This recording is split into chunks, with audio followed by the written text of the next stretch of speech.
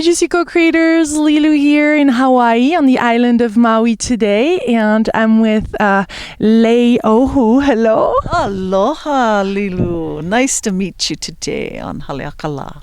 Thank you. This is a very, very special spot here, aren't we? We're sitting in a power spot. Yeah, of course. This is in our garden, and the stones are magical, and it's a beautiful ahu, a place of prayer, a place of remembrance for us. So it's a very female space, so I like to come out here and sit and invite others to come and join us sometimes when we're talking.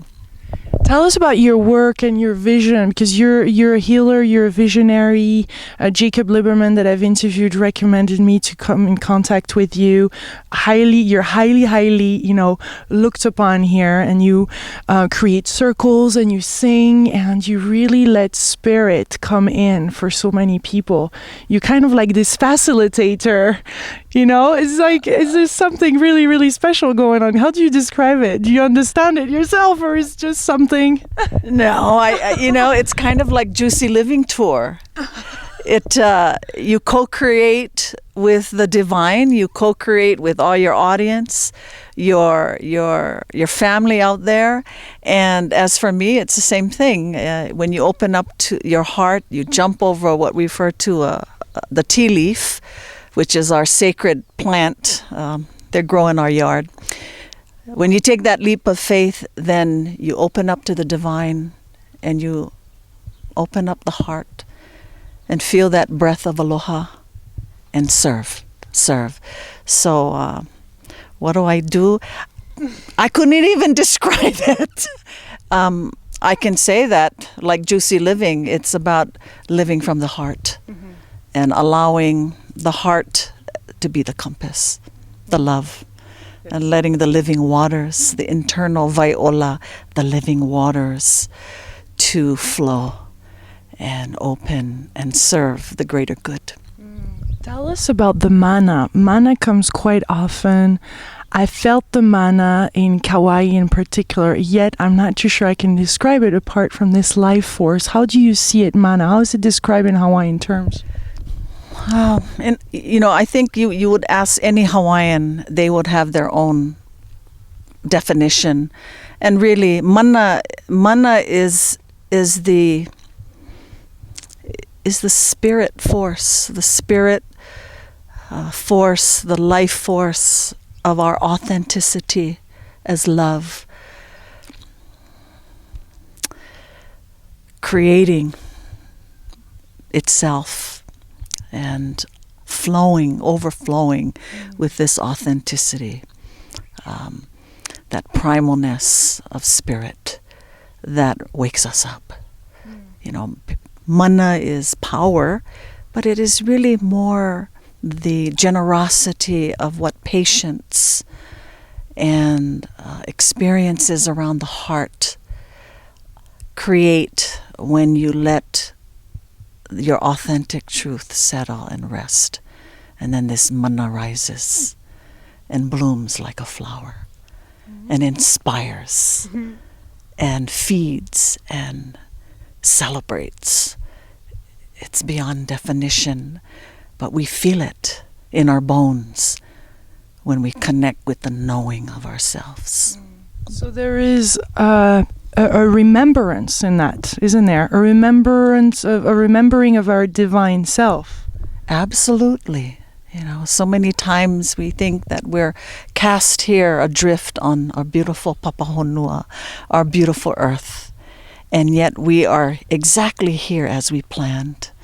And we come to experience our mana, our aloha, our spirit in physicality. We cannot create without our physicality. We cannot return to the source without the knowing of our physicality and expressing it every day. And so this mana that permeates our bones in the knowing of who we are expresses itself in so many joyful ways. There are times as we grow when we are chained to a box of struggle, a box of ideology that chains us to feeling less than, However, when we experience the tapestry of mana in its wondrous diversity, of aloha, I'm going to say, and ohana, our family, then we set ourselves free, as you did on Kauai, where nature and the right ingredients came together. It was the moment you knew.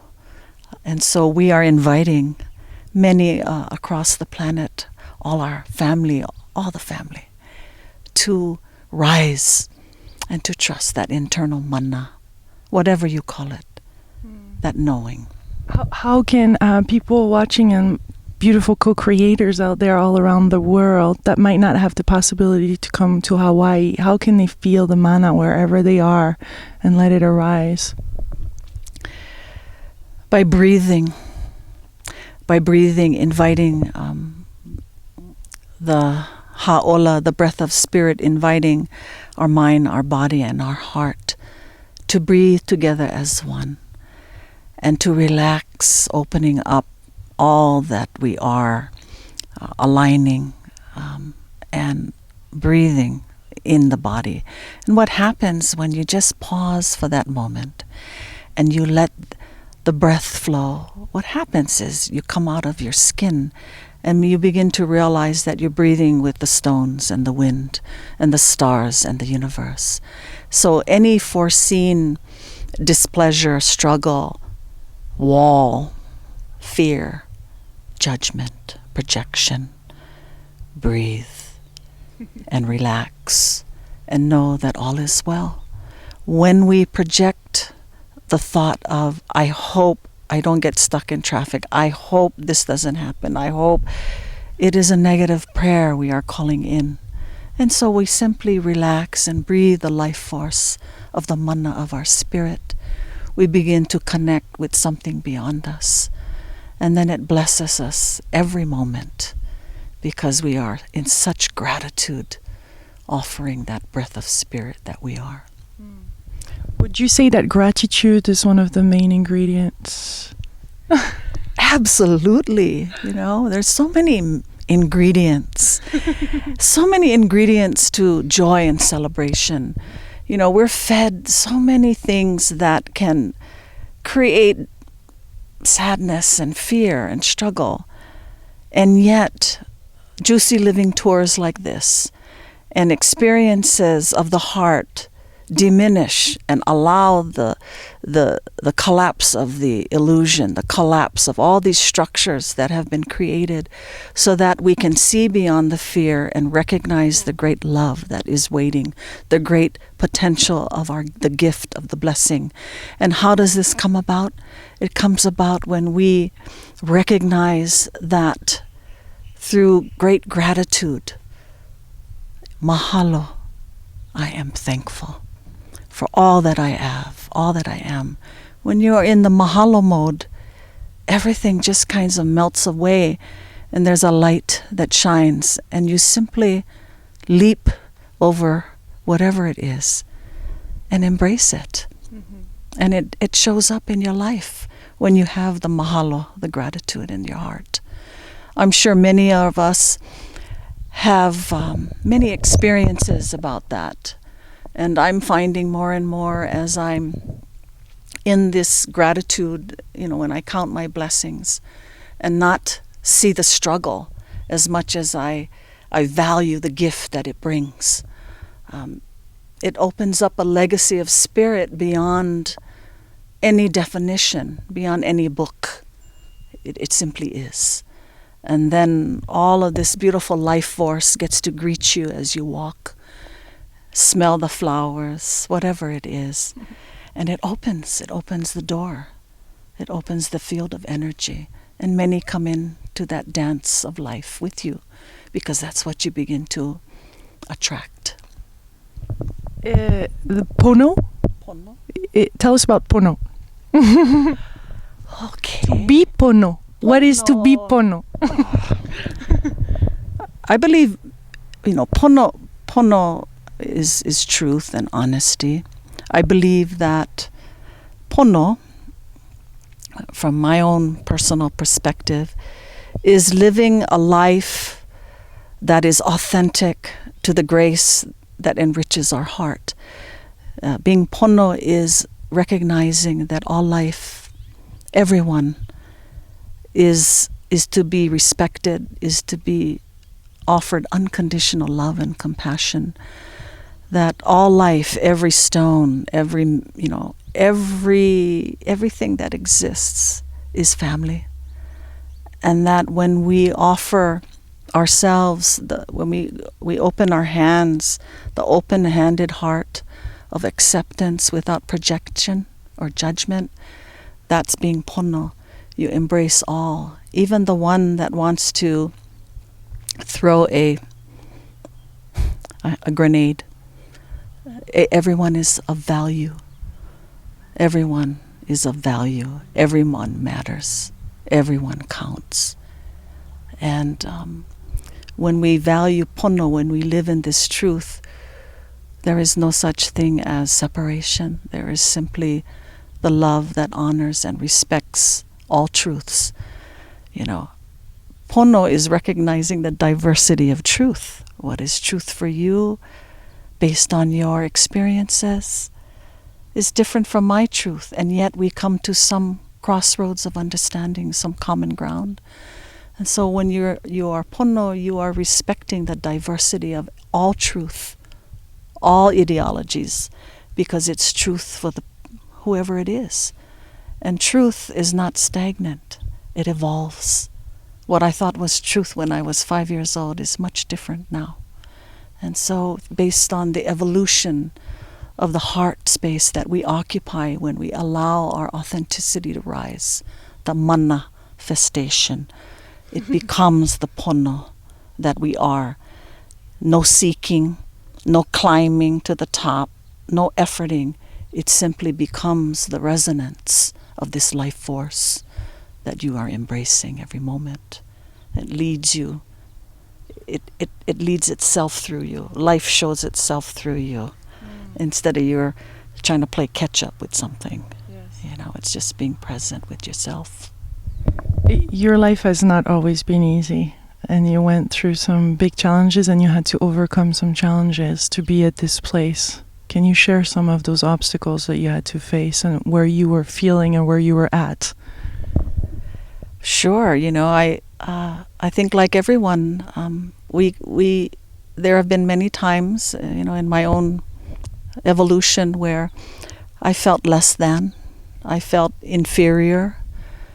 I believe growing up in Hawaii, where we have many versions of our history, we carry so much in our DNA globally, But our culture and the stories or whatever has happened, it's one story of humanity. I think everybody has suffered. I think everybody has felt less than. And we are all here as the children of this world to come together. In my own upbringing, I used to feel very inferior, very, very small, very less than. However,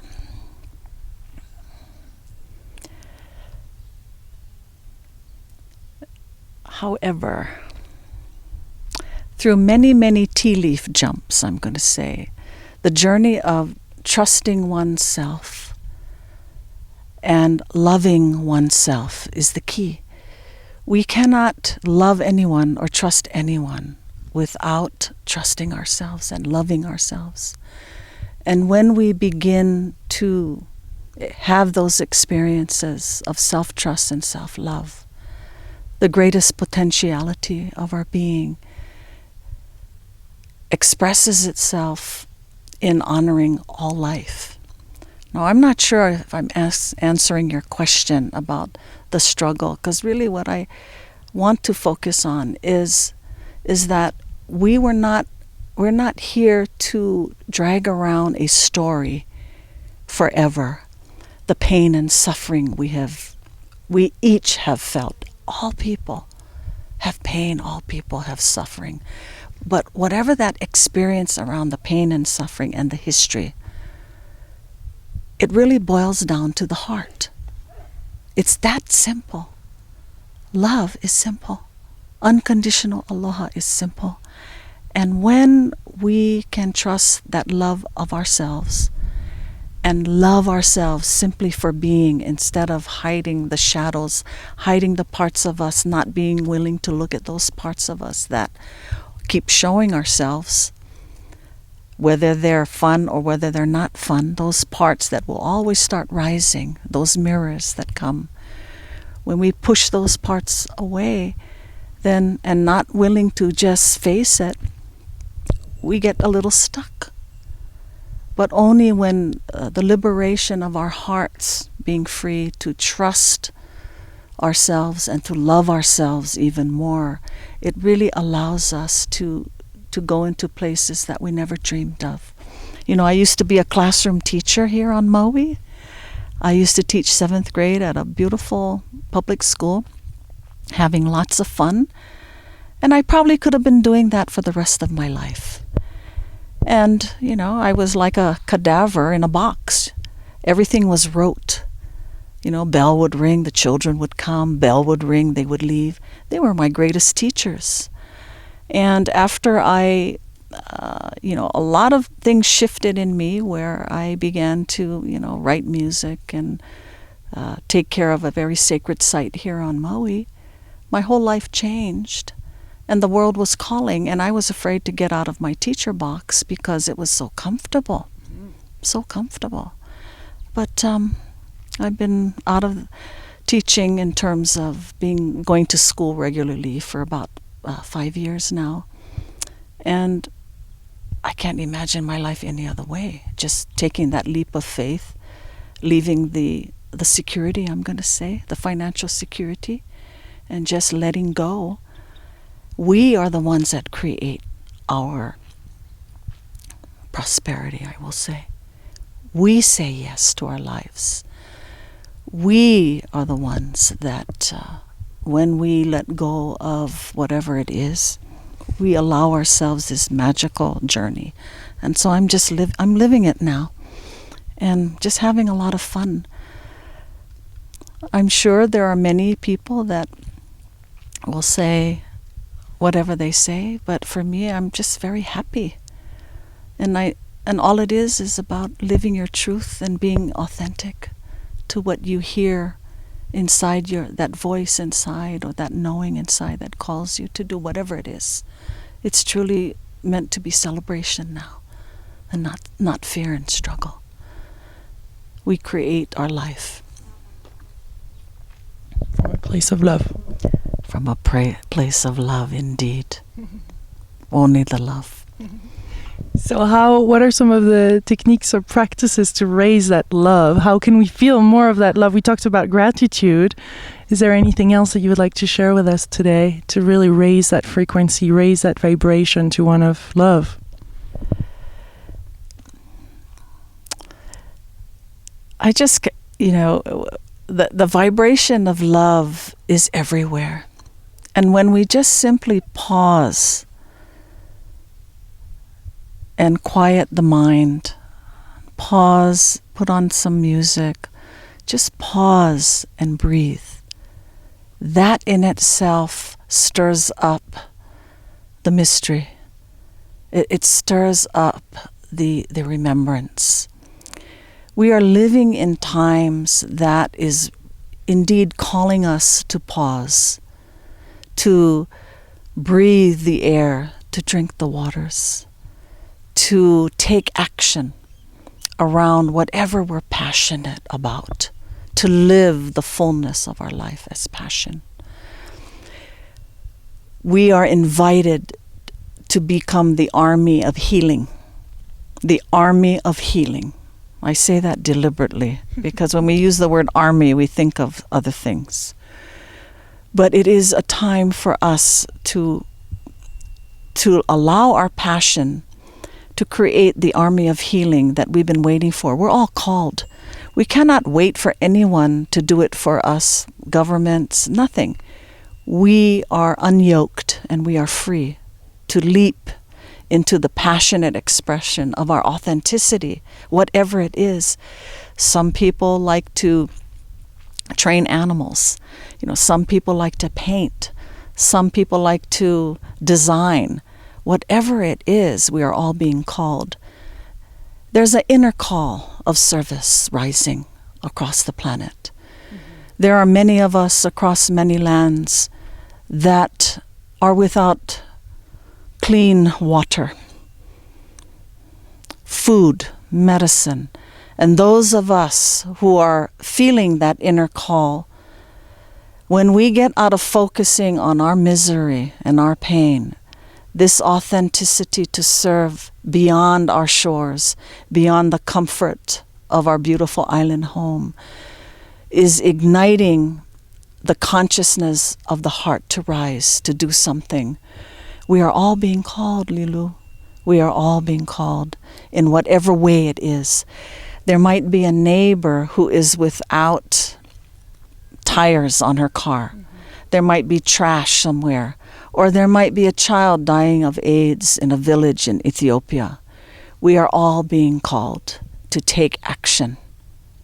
And so, when I get asked the question, okay, how to improve your life, or what are the keys to good living?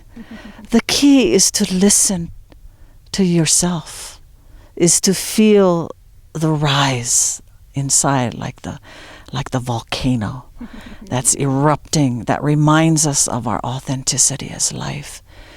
It is to get in touch with that space in ourselves that we always neglect, that we always push away, delay for whatever reason. When we allow the simplicity of life, when we wake up to look in the mirror and say, aloha, I love you. Aloha, show me life. Show me your face. Aloha. Something as simple as that will break the control, the joystick, the control, the barnacles that we carry to start cracking the structure. Because, we look outside, the structure is crumbling. Our structure is crumbling too. The values that we hold on to, which are illusions, like little life rafts, we don't need them anymore. But because we like to practice control over and over and over, we're not willing to jump over the tea leaf and be free because we want the guarantee. If I take this leap of faith, will I be cared for? Will all my dreams come true? God, help me. Will all my dreams bring me prosperity, bring me that handsome man, whatever it is? We don't have enough trust in ourselves. When we send those prayers, we're always trying to tweak it. We send it, the universe, help me. Then we pull it back like kites. And we say, I want to add a little bit more sugar and spice on top of this. And then we wonder why it's never fulfilled, because we keep pulling on the kite. We never are just letting it go. Just let it go without expectation. And when it is the time, because we're not forcing it, forcing, trying to maneuver, trying to, ask so-and-so to help me to do this and that. When we just simply say yes, I say yes to my prayer. I say yes to my life. And let it go in the heart of aloha, in the package of aloha. Let it go. And believe me, it's going to come back.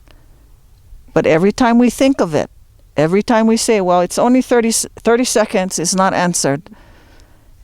Every time we want to tweak it, it's never going to happen. So we got to just let it go and be grateful that we can say a prayer, that we have this awareness. And we are so grateful that we have these possibilities, because our dreams were meant to be manifest. Our dreams were meant to be true. And it is our truth and our love, our gratitude, our celebration as life that allows it to be so.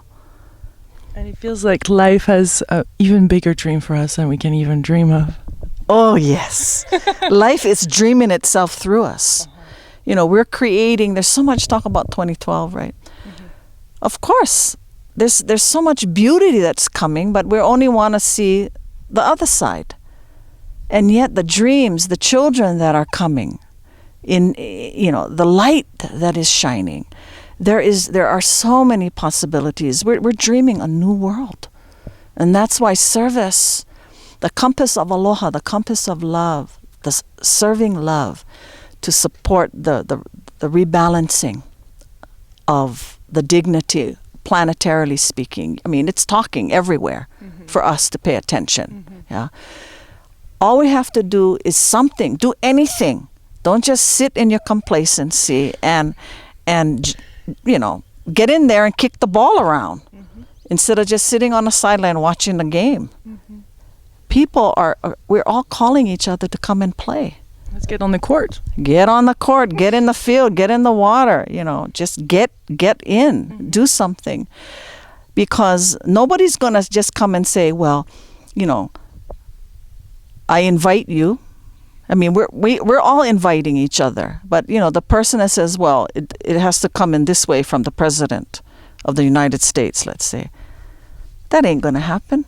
We all got to do it, And you don't have to have a lot of money to do it. Everybody thinks you have to have lots of money in order to help. No. Your sweat equity is good.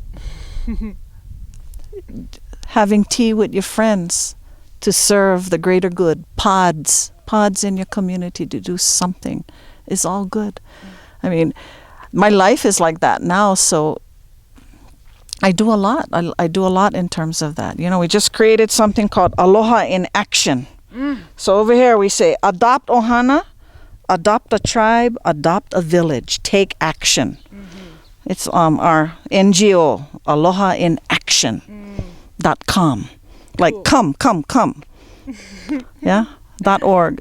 And we have villages. We have a village in Kenya we're helping. We have Japan, Pakistan. And it's all based on serving the love and helping the people here on Maui. Yeah. Tell us about, or sing for us, a prayer that you love, because I know you have this beautiful, amazing voice. Is there a way that you could share with us a singing prayer that we could all have in our heart and carry it with us? Okay, all right. Do you want to hold it? Yeah, I can sing one of my songs. All right, this is for all of you when you're feeling down. This is a very simple song that was written for a time in church. It's called The Blessing. And it does have Hawaiian in it too, okay. I am perfection of grace. I am perfection of grace. I am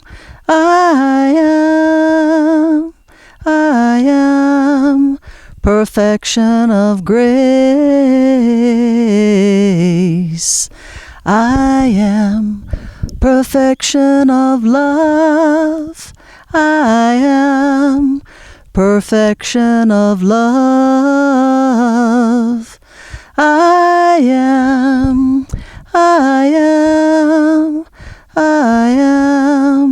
perfection of love. E ala e ka iini ka pua. E ala e hiki mai e kala makahikina aloha e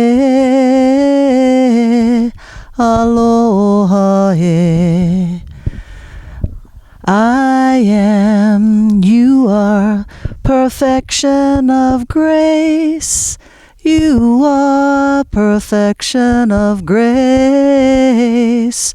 You are perfection of grace. Grace. E aloha mai nā kupuna, nā ohana, o keia wahipana o ta papa honua. E ola kaha, e ola nui, e mahalo ke akua a mama ua noa atulele. Thank you. Thank you. What was that last part about? That last sentence? Gratitude, love, blessing the family, blessing our earth, blessing each one who is here alive and well, and allowing the Spirit to flow. And we set this prayer and this blessing free, that it may do what it wants to do, and create a beautiful, beautiful world aligned in the frequency of the heart. And aloha. Aloha and mahalo. Aloha. Thank you. Beautiful. Thank you.